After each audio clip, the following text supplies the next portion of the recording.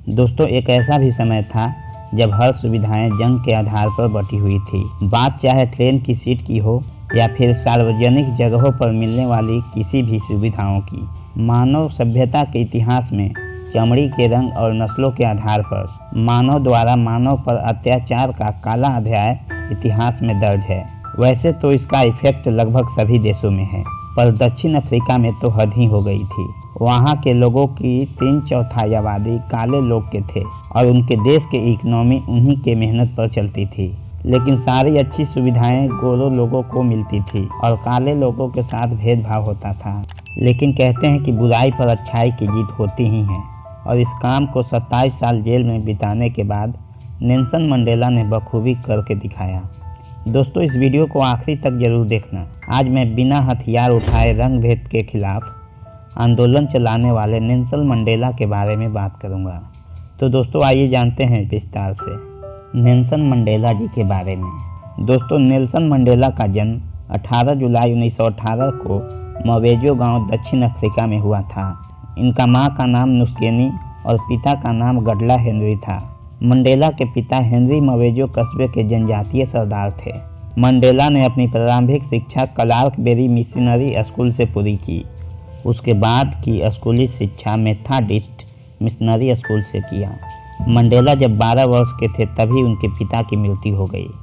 इसके बाद 1941 में मंडेला जोहान्सबर्ग चले गए, जहां उनकी मुलाकात वाल्टर सिसुलू और वाल्टर एल्बर्टाइन से हुई।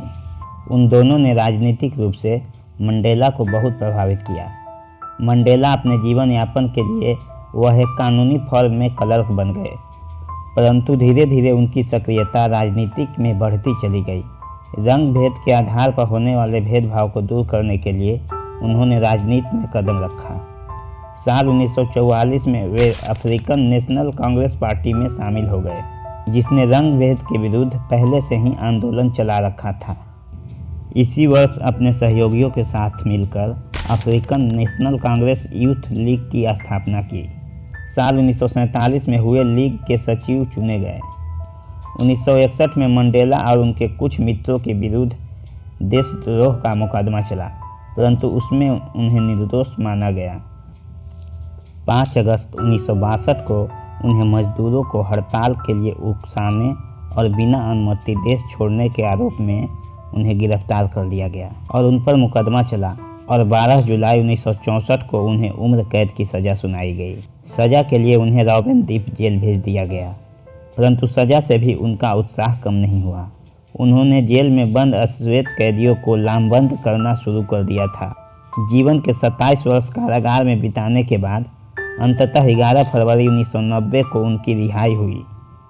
रिहाई के बाद समझौते और शांति की नीति द्वारा उन्होंने एक लोकतांत्रिक एवं बहुजातीय अफ्रीका का नींव रखी। 1994 में दक्षिण अफ्रीका में रंग भेद सहित चुनाव हुए।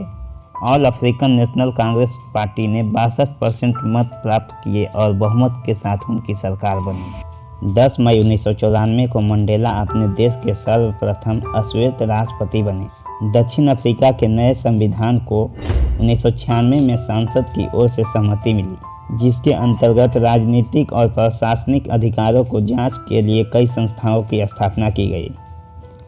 1997 में वे सक्रिय राजनीति से अलग हो गए और 2 वर्ष पश्चात उन्होंने 1999 में कांग्रेस अध्यक्ष पद छोड़ दिया। करीब 67 साल तक मंडेला इस आंदोलन से जुड़े रहे। नेल्सन मंडेला बहुत हद तक महात्मा गांधी की अहिंसक मार्ग के समर्थक थे।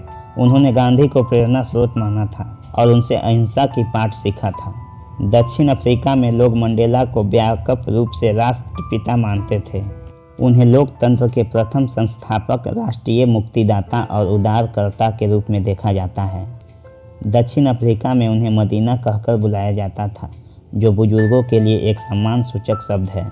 नवंबर 2009 में संयुक्त राष्ट्र महासभा ने रंग भेद विरोधी संघर्ष में उनके योगदान के सम्मान में उनके जन्मदिन 18 जुलाई को मंडेला दिवस घोषित किया।